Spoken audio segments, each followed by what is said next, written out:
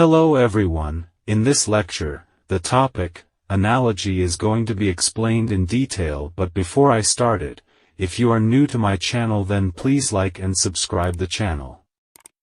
Let's learn it.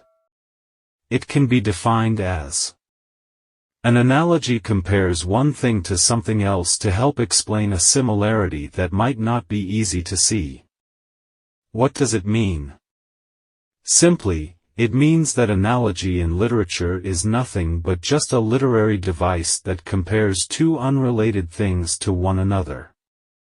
In other words, you can say that it is a literary device in which we compare two unlike things to make a difficult idea or concept easier for the reader.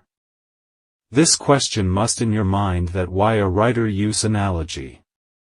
The answer is because it is used to make a point about the relationship between the two things, and to help the reader understand a complex concept or idea in a more concrete way. Just look at these examples. The mind is like a parachute, it works best when it's open. Just look at this example. In this example, two different things are being compared. They are a human mind and a parachute. Basically, the mind is like a parachute, it works best when it's open.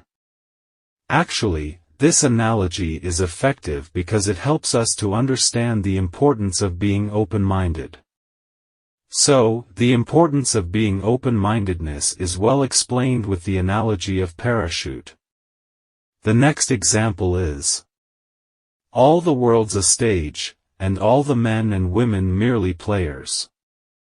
Observe this example, it compares the world to a stage, and people to actors.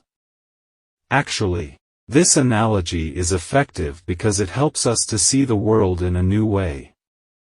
It suggests that our lives are not our own, but that we are simply playing roles in a play that has already been written.